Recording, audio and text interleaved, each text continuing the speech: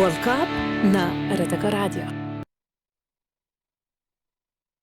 Të nderuar dëgjues, ju përshëndesim drejt për së drejti nga studio e RTK Radios me një emision tjetër të ri, kuptohet kushtuar kampionatit botror të futbollit që po mbahet në Shtetet e Bashkuara të Amerikës, Kanada dhe Meksik. Tani më pas ndeshjes së mbrëmshme e që ishte e para çerek finale për të ngjarje të madhe të futbollit, veç është mësuar emri i kombëtarës së parë që është kualifikuar në fazën gjysmafinale, është Franca që në të vërtet ka qenë edhe përfaqësuesja më bindëse e që mposhti Marokun me rezultat prej 2-0.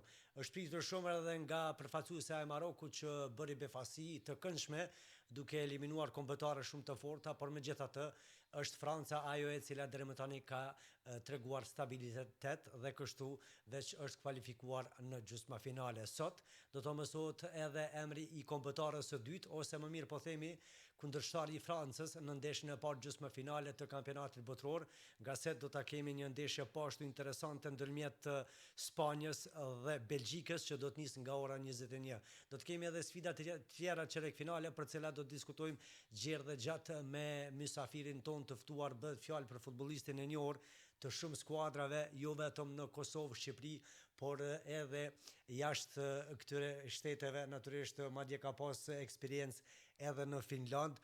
Yll Hoxha që së fundi është paraqitur tek skuadra me tradit nga Prizreni Liria, e cila ishte afër që të e siguronte inkuadrimin, por megjithatë në çastet e fundit nuk e realizoi një gjë të tillë. Faleminderit shumë i nderuar Yll Hoxha për prezencën tuaj, na ke nderuar me ardhjen në këtë emision special kushtuar kampionatit botror. Faleminderit për juve, gjithmonë është kënaqësi. Unë jam Fatos Preniqi, jam me shumë kolegë faktikisht të cilët po e mundësojnë realizimin e këtij emisioni, duke u nisur nga redaksia e sportit Edmond Thaçi, producenti Faruk Bajrami, organizatori Remzi Mustafa, si dhe kolegët që po përkujdesen për anën teknike, Beram Rukiqi, Krishnik Sharkaxhiu, Blerim Byçmeti e shumë kolegë të tjerë të cilët faktikisht asistojnë për realizimin e këtij emisioni. Pa nisur bisedën, falenderoj edhe Vlera Sportin për këto pajisje sportive, topin zyrtar të Kupës së Botës që në të vërtetë dhe veç tashmë po e shohim kjo garë ka hyrë në fazën pothuajse të fundit apo përfundimtare. Yll, ke qenë pjesë e shumë skuadrave në Kosovë, në Prishtinë, të kemi parë tek Hysi, të kemi parë në Shqipëri me Kuksin, mos të harrojmë që ke qenë edhe pjesë e shumë ekipeve të tjera, por që ajo se çfarë më mbaj mend është një periudhë jashtëzakonshme ku ke shkëlqyer si i ri tek ekipi Kuksit me të cilin jeni paraqitur në fazën e play-offit për sa i takon garave evropiane. Po, është vërtet, unë kam luajt 5 vite radhës në Shqipëri, domethënë 3 vite me Kuksin që ndoshta kanë qenë ndër 3 vitet më të mira të karrierës time. Gjithashtu Kuksi ka pas një ngjitje shumë të mirë, domethënë sidomos në garat evropiane, domethënë për 3 vite sa kam qenë pjesë e Kuksit, kemi arrit 3 vite radhës i vendin e dytë. Dhe një prej sukseseve më të mëdha, siç e thatë edhe ju, është që kemi arritur të luajmë në Europa League, sepse atëherë s'ka pas Conference League siç është bërë më vonë, por domethënë ka qenë edhe më e vështirë sepse kemi luajtur direkt në Europa League, kemi shkuar në play-off, kemi rrëzuar klube shumë të trofeshme, siç është Sarajeva e Bosnës, Metalurg Donetsk i Ukrainës me buxhet dhe të fish sa ne, por që në play-off na ra një skuadër shumë e fortë, me thënë drejtën, ishte Trabzonspori, që ishte thuajse e pamundur që ta kalonim tutje. Absolutisht. Me që përmendëm ekipin e Kuksit për të cilin e paraqitur dhe keni qenë shumë afër të realizoni në të vërtetë një synim të cilin e keni pasur për të qenë pjesë e garave evropiane, po besoj ke përcjell edhe skuadrat kosovare që tashmë veç po marrin pjesë pikërisht në sfidat kualifikuese të Ligës së Kampionëve, më pastaj edhe Conference Ligës. Gjatë të martës që lan pas ishte drita që barazoi me Kauna Zhallgirisin 1-1 në raundin e parë kualifikues për Ligën e Kampionëve. Më pastaj erdhi momenti edhe për Ballkanin nga Suareka që u ballafaqua me skuadrën Velsjane Konaskaj, ndaj të cilës po ashtu barazoi prej 0-0, kurse mbrëm në Shkodër u zhvillua derbi shqiptar i raundit të parë kualifikues për UEFA Conference League ndërmjet të Vllaznisë së Shkodrës dhe Malishevës nga Kosova, që në të vërtetë u mbyll me fitoren e ekipit nga Shkodra prej 2-1. Po besoj niveli i futbollit të Kosovës në të vërtetë nga viti në vit veç ka pas ngritje. Po, asa kam pas mundësi, kam përcjell, sepse është edhe kënaqësi gjithmonë kur i shef skuadra tona të marrin pjesë në Evropë, sepse për këtë kemi lodhur shumë vite, domethënë ky ka qenë deficit shumë i madh në Kosovë, sepse deri para sa viteve sa ishin pranuar, domethënë vetëm lunim për çef.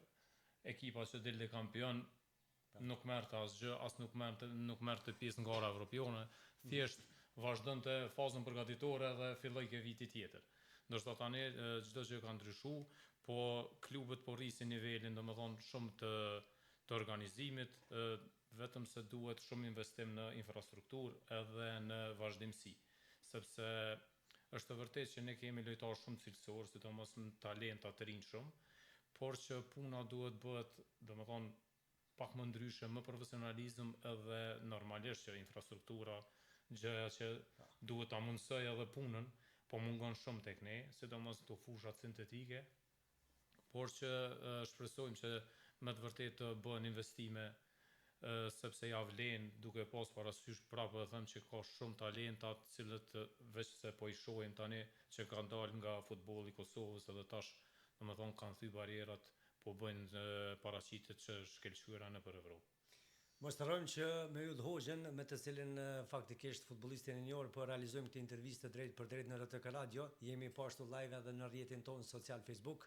Do të kthehemi pas pak po ashtu karrierës së Yllit, që ka qenë e pasuruar apo e begatuar. Përndryshe, Yll, po e vrem një kampionat jashtëzakonisht interesant, ku tashmë veç kemi përmendur edhe në fillim të kësaj interviste të drejt për drejt se veç ndodhemi në fazën qerek finale, duke përjashtuar këtu atë duelin e parë të këtij raundi ku Franca mposhti Marokun, ku sipas shumë ekspertëve dhe analistëve të futbollit, jo vetëm në vendin tonë, por dhe në të gjithë Evropën dhe botën, ka mundur që të shkaktoj befasti, por që një gjë të tillë nuk e lejoi Franca, e cila vazhdoi rrugtimin drejt synimit të cilin e ka për ta ngritur edhe një herë trofeun, gjë të cilën e bëri edhe gjatë vitit 2018.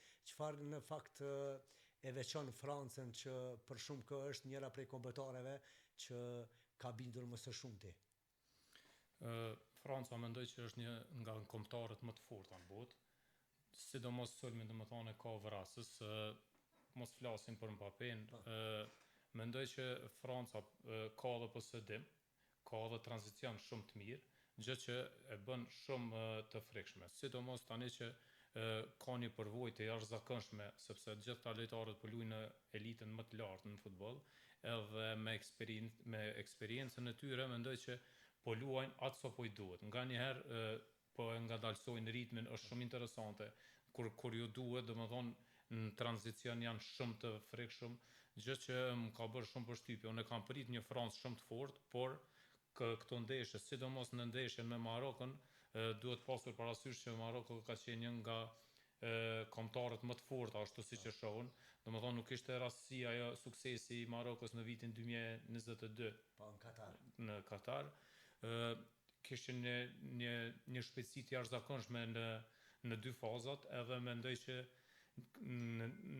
pasi që e kanë kalu këtë ndeshje, mendoj që tani do të jenë favorit kryesor edhe më shumë që ta marrin këtë kampionat.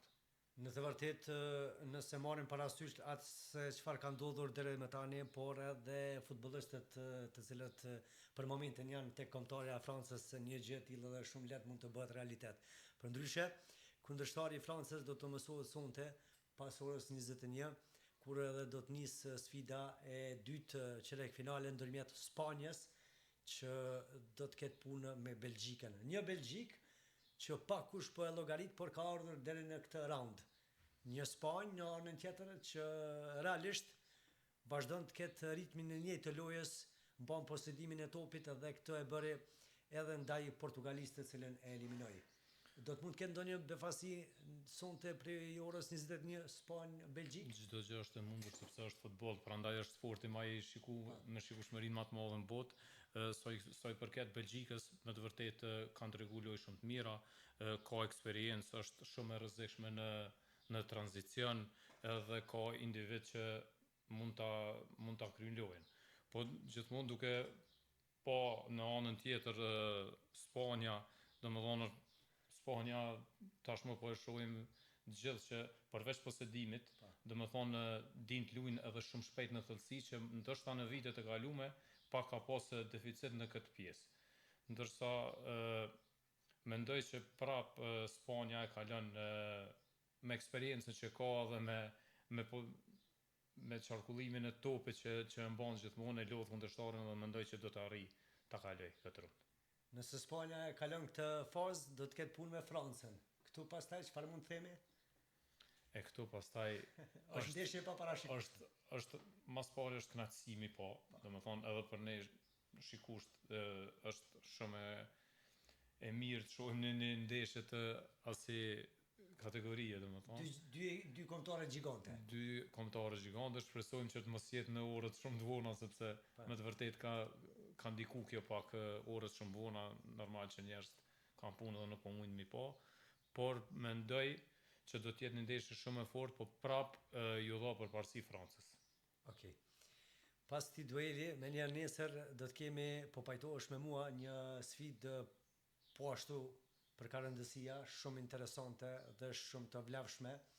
Sfida e tretë çerek-finale e kampionatit botror ndërmjet Norvegjisë dhe Anglisë, prej orës 23. Një ndeshje ku gjithçka është e mundur, një Norvegji që shkruaj ti histori nga se për herë të parë ndodhet në një fazë të tillë dhe një Angli që po udhëhiqet jo vetëm nga Harry Kane, por edhe Jude Bellingham, ata të cilët në të vërtetë e kanë bërë diferencën. Beson se kjo është njëra prej ndeshjeve derbi të kësaj faze, pasi në 1/8 e finales pam një ballafaqim ndërmjet Spanjës dhe Portugalisë, pothuajse sikur një finale para finales, e kjo e tillë mund të jetë? Sa i përket Anglisë, domethënë është niveli më i lartë i futbollit edhe liga të tregon. Por ndoshta veç një gjë mund ta ketë si kundërshtim në skuadër, sepse ka një presion shumë të madh, sepse nga Anglia gjithmonë pritet sukses, sepse është një shtet shumë i fortë, ka individ shumë të fortë në skuadër, edhe mendoj që përveç topave gjallë që i kanë pas gjithmonë, tash kanë filluar me lujtë edhe një lojë shumë të shpejtë, domethënë me topa dhe në thellësi që i ka bërë shumë të rrezikshëm, pastaj duke ja ashtu që e ka një sulmues shumë në formë të mirë edhe me shumë eksperiencë, mendoj që Anglia do të jetë favorit. Në anën tjetër, po do të flasim edhe për kampionin e fuqi Argentinën, që në të vërtetë pas nesër prej orës 3, pas mesnate ose në 3 të mëngjesit, do të ballafaqohet me Zvicrën e shqiptarëve Granit Xhaka, Ardonja Shari. Kemi parë një Argentinë që megjithatë ka arritur shumë të tregoj sukses, pasi përkundër vështirësive, sikur ndaj Kepi Gjelbër po ashtu edhe ndaj Egjiptit, më në fund mori rezultatin që edhe i nevojite për të vazhduar tutje. Në anën tjetër Zvicra nuk duhet harruar e eliminoi një Kolumbi që tregoi potencial shumë të fortë që nga faza e grupeve në ato ndeshjet, madje edhe ndaj Portugalisë.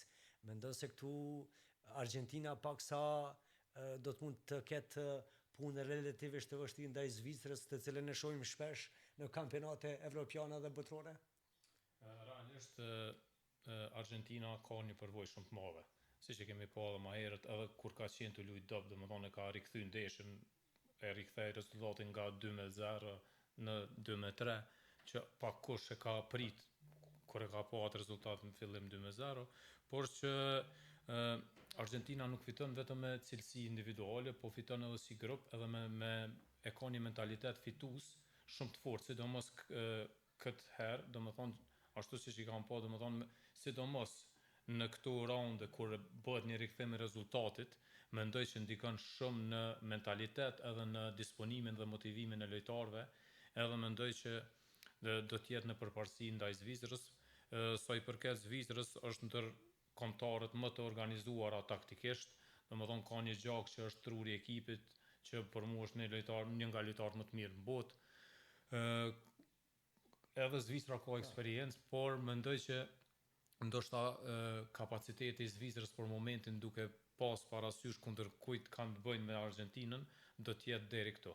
Edhe pse mendoj që edhe për Zvicrën ka qenë mjaft sukses, duke që sa e di për herë të parë ka arrit të shkojë deri në çerek finale. Edhe mendoj që është një sukses mjaft i madh edhe për ta, por që futbollit nuk i dihet, domethënë në këto ndeshje kush gabon më pak, domethënë mund të arrijë sukses. Nganjëherë nuk varet cilësia, por varet vetëm se kush është më i koncentruar, kush gabon më pak, sepse nganjëherë ndodh që nga lodhja e madhe, nga presioni psikologjik që duan rezultat patjetër, nganjëherë edhe ndikojnë negativisht tek lojtarët edhe ndodh një humbje topit e papritur ose ndonjë rrshitje e pakontrolluar dhe një detaj i vogël që kushton edhe ndoshta eliminohesh. Por që mendoj që Argentina është në përparësi. Dhe sipas asaj se çfarë po shohim në të vërtetë një paraqitje të jashtëzakonshme të futbollistit 8 herë më të mirë në botë Lionel Messi, e ke pritur që të vazhdoj shkëlqimin e tij me 8 gola dhe të thyej edhe rekordet e tjera në këtë moshë dhe në këtë ngjarje të madhe siç është kampionati botror? Realisht pa kush e ka prit, mendoj unë, edhe ashtu edhe unë siç unë e kam prit, sepse kemi të bëjmë me lojtarë që janë, domethënë, moshën më të mirë siç janë Mbappé, Dembélé, Olise, vetëm Francë, imagjinoj tash sa talenti dhe sa lojtari është në moshën kulminante, edhe Messi domethënë me 38 apo 39 vjet me pas kësi paraqitje për kombëtarën, domethënë është një bravo e madhe për të edhe tregon që për një me ka karakter edhe është një lider i vërtet, sepse kemi pa ma herët që ndoshta s'ka qenë kështu kaq i flak sikur këtë herë, por ndoshta që po i vjen fundi ashtu siç e pa me Ronaldon, që me të vërtet na vjen keq kur e shohim një Ronaldon që domethënë ka dhënë gjithçka për futbollin, ka qenë kënaqësi të e pa në fushë dhe i vjen fundi. Edhe pse Ronaldo është 2 apo diku afër 3 vjet pak më i vjetër se po. Prapë mendoj që edhe Ronaldo pat paraqitje mjaft mira, gjithmonë duke pas parasysh që mosha e tij edhe ky kompeticion është shumë i fortë, edhe temperaturat janë më të larta sepse po i shohim që luajnë ditën, kjo është një vështirësi në vete. Por ky është futbolli edhe gjithmonë kënaqësi tu i pa këta hyje. E përmende Cristiano Ronaldo që 5 herë ka fituar topin art ose çmimin si futbollisti më i mirë në botë dhe në një moshë sa ishte Cristiano Ronaldo 41 vjeçar edhe të paraqitesh në kampionat botror ku niveli është më i lartë, ku marrin pjesë kombëtarët më të mira, vërtet nuk ka qenë e lehtë edhe për të. Madje në disa prej emisioneve të kaluara dhe me mysafirë tjerë të cilët në të vërtetë na kanë nderuar me prezencën e tyre, ndër të tjera pa ta thënë se është e vështirë për Cristiano Ronaldo që të luajë rezervë. Pasi pati shumë fjalë diskutime se Ronaldo është më mirë të qëndrojë në bankën rezervë e të luajë nga pjesa e dytë. Për juve si futbollist jam i bindur që pajtoheni me këtë konstatimin. Është shumë e vështirë të pajtohesh me një gjë të tillë, sidomos kur arrin ato golat të cilat i ka realizuar Cristiano Ronaldo, nëse nuk gaboj 976 gola, ka për synim të shënojnë 1000 gola.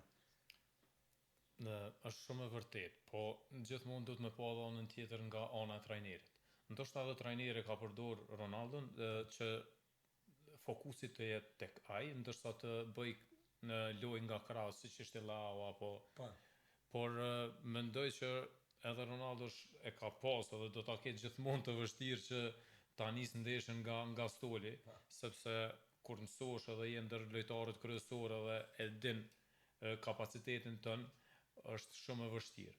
Por edhe e ka bërë vetën edhe opinioni, ashtu siç e ka bërë edhe për Neymarin, që gjithaj presion u bot, si mos ta ftosh një lojtar si Neymar edhe nëse nuk është në formën më të mirë, domethënë obligohesh edhe ti si trajner që ta ftosh, sepse ndoshta me një mos rezultat në fillim mund të qonë gjithë opinioni kundër edhe ndikon pastaj të gjithë grupi edhe të mbarvajtja e kampionatit. Por për Ronaldo domethënë pa kush ka fjalë, është kënaqësi. është gjëna dhe mos me fut kur e kenë në skuadër, po Një lojtar tillë, një lojtar të kalibrit tillë, duhet ta pranojmë ka shënuar shumë suksese në çdo skuadër, pothuajse ku ka qenë, qysh kur ka nisur nga ato ndeshje zyrtare me Sportingun e Lisbonës, ka kaluar tek Manchester Unitedi, e kemi parë që periudhën më të mirë, më të suksesshme, veç e pati tek Real Madridi, me cilën edhe shkruaj të histori duke u bërë kështu skuadra e parë që fiton, nëse nuk gaboj 3 radhazi edhe Ligën e Kampionëve, garën më prestigjioze evropiane. Mirë, qa nuk shkojt e Portugalia? Sepse pom një Portugali e cila realisht duhet ta pranojmë, duke u nisur nga emrat e futbollistëve, është pothuajse afër aty me Francën. A mendon se ka pas xhelozi në mes futbollistëve të Portugalisë pikërisht për shkak të Cristiano Ronaldos edhe diçka nuk ka funksionuar, apo ka pas edhe faktorë të tjerë të cilët kanë ndikuar negativisht në eliminimin e Portugalisë? Sepse nuk ka qenë bindës se qysh nga faza e grupeve. sa i përket Portugalisë, Se e ke parë? mendoj që brenda grupit nuk kanë qenë aq mirë siç janë për shembull Franca. Ndoshta me cilësi i afrohet, se nuk mendoj prapë që janë njëjtë me Francën, por i afrohet Portugalia Francës, por që grupi nuk ka funksionu, ajo domethënë unë e kam vrejt, sepse diçka nuk shkonte. Domethënë shumë pak topa në drejtim të Ronaldos, domethënë kur ishte sulmuesi kryesor edhe nuk kishte krosime, nuk kishte topa, edhe pse ndonjëherë Ronaldo deshte që të vinte 30 metra larg portës, domethënë kundërshtarët që të luajë me topin, ndërsa ti me një moshë të tillë kur e ke Ronaldo, domethënë është super e gabuar, sepse ty Ronaldo duhet që të jetë në fazën e tretë, në fazën e sulmit. Ndërsa ai u deshte që të vinte të lunte me top sepse nuk ishte fare topa në thellësi. Edhe ndoshta këto pastaj kanë filluar edhe pak natësit edhe diçka nuk funksionoike në duke pas parasysh që ka një Leo, një super lojtar në krah edhe nuk ka funksionu fare krahi majt. Mendoj që është e çuditshme sepse diçka me të vërtetë nuk ka shkuar te Portugalia, por se çfarë kanë ata brenda grupit nuk mund ta di. Kjo do të zbulohet, sepse tash e kemi Robert Martinezin që në të vërtetë nuk është më pjesë e Portugalisë. Përndryshe, do ndalim pak edhe tek paraqitjet individuale, e përmendëm herët Lionel Messi në të vërtetë kontributin e tij të më të tjeshëm tek Argentina si kampionën në fuqi, titull të cilën e ka fituar 4 vite më parë në Katar. Lionel Messi ka 8 gola, po që gola ka edhe Kylian Mbappé, francezi, që po ashtu është në mesin e gola shënuesve më të mirë. Afër janë edhe Erling Haaland i Norvegjisë, Harry Kane i Anglisë me nga 7 respektivisht 6 gola. Kush po mendon se këtu do të mund të fitojë atë kpucën e artë në një konkurrencë të tillë? Messi dhe Mbappéja janë më afër me nga 8 gola, por që Haalandi po ditë shënoj shpesh nga 2 gola në ndeshje dhe do të bëj presion besoj. Realisht Haalandi është një super lojtar, një sulmues bish që po e quajnë tashmë, por mendoj që lufta do të jetë mes Messit edhe Mbappés, por që në fund do ta merr Mbappé. Ky është mendimi im, ndoshta mund ta sforcohin pak Messin që sepse dihet që është në fund karrierës, ndoshta mund të ketë diçka të vogël, por mendoj që Mbappé me këtë moshë do i thyj gjitha rekordet, sepse po e shohim edhe tani që është i papërmbajtshëm edhe mendoj që do të zgjidhet lojtari i kampionatit. Në fakt është në kulmin e karrierës së tij, ka bërë përvojë të jashtëzakonshme, qysh nga botërori i vitit 2018 në Rusi, e tutje me një Francë, po themi kështu, shumë gjigante. Përndryshe yll, biseduam pak për këto ndeshje të çerek finale dhe një lëm prej ekipeve që veç është kualifikuar në gjysmëfinale, që është Franca. Tashmë Franca do të pres sfidën e sotme për të mësuar kundërshtarin e ardhshëm Spanjën apo Belgjikën, që ndeshen prej orës 21. Në anën tjetër, fituesi i duelit të nesërm Norvegji-Angli në gjysmëfinalen e dytë do të ballafaqohet me kombëtaren më të mirë nga sfida që zhvillohet pas nesër ndërmjet Argentinës dhe Zvicrës. Kështu që do të kemi ndeshje interesante edhe në gjysmëfinale. Kë është në finale Yll Hoxha? Kuptohet në bazë të asaj se çfarë kemi parë deri më tani. Unë në finale shoh pavarësisht se nuk e di se si mund t'ju bie, por Spanja me Francën takohen në gjysmëfinale. domethënë njëra gjithmonë Njëra do Bien, shkojë të shtëpia në gjysmëfinale. Po mendoj pas takimit final. Mendoj që Franca do t'jetë.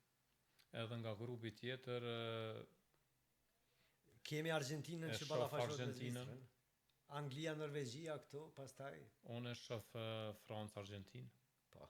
Do të ishte ripërsëritje e para 4 viteve, ajo finalja që shkojnë vazhdime, madje Në penalti. po me penalti ishte ai momenti në çastet e fundit të ndeshjes kur Franca pati një mundësi shumë të mirë ta përfundonte, por Martinez portieri i Argentinës Që i shpëtoi. shpëton. E vërtet ka qenë një lojë kështu po themi thriller, pasi ishte 3-3 rezultati, ka pas aksione, ka pas 6 gole. Atë rastin duket e ka bërë edhe tatu ai Po. portieri. Në këmbën e tij nëse Po. nuk e bëj e ka tatu. Kështu që është një kujtim që do ta mbaj mend sa do të jetë gjallë. Mirë, jemi në atë pjesën ku pak do të flasim me Yll Hoxhën, futbollistin e njohur e shumë skuadrave, që së fundi ishte pjesë e lirisë së Prizrenit, ekipit me traditë që tash e 3-4 vite veç në të vërtet ka për synim rikthimin në Superligën e Kosovës në futboll, gjë të cilën në të vërtetë edhe nuk e arriti nga se konkurenca ishte jashtëzakonshme. Yll, po të përvoj tek skuadra Prizrenase, ku lojrat e mira nuk munguan, por në fund piket nuk mjaftuan që të realizohet qëllimi. Si ka qenë liga e parë, sepse për shumë kë, mbase është thënë që me konkurencë është liga e parë se Superliga, edhe pse ka dallim në nxehtësi e në nivel e në shumë çka tjetër. Po, është e vërtetë, unë kam qenë vitin e kaluar, domethënë për një vetë pjesë e lirisë, domethënë ka qenë derë dhe privilegj të luaj me një klub me renome në Kosovë, me emër shumë të madh. Dhe mendoj që kam dhënë maksimumin. Ndoshta shkuam shumë mirë deri në fund, por në fund në play-off, domethënë u eliminuam nga Dinamo e Ferizajit.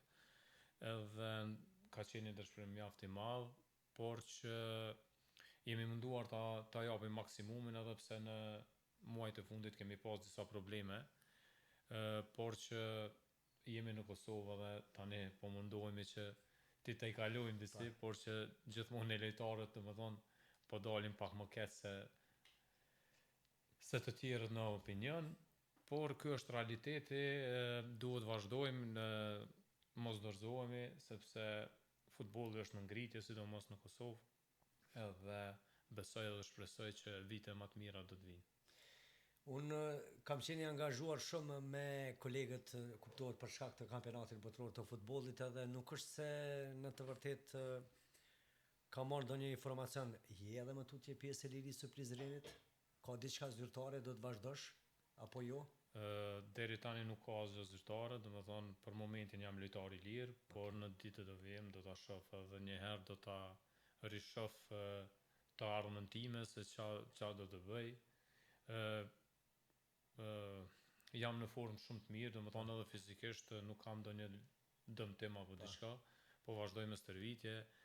Si thoj, nëse është kismet që vazhdoj diku mirë, nëse jo, domethënë vetëm se kam filluar të përfundoj disa licenca të trajnerit në futboll, kështu që mbetet të shihet. Po, edhe kjo pjesa është shumë e rëndësishme pas përfundimit të karrierës, por jam i bindur se nuk po e mendon një pensionimin, nëse mund të them kështu në thojza, sepse pam një Cristiano Ronaldo që u paraqit me 41 vjet në kampionatin botror, një Lionel Messi 39 vjeçar, po ashtu pjesë e Kupës së Botës.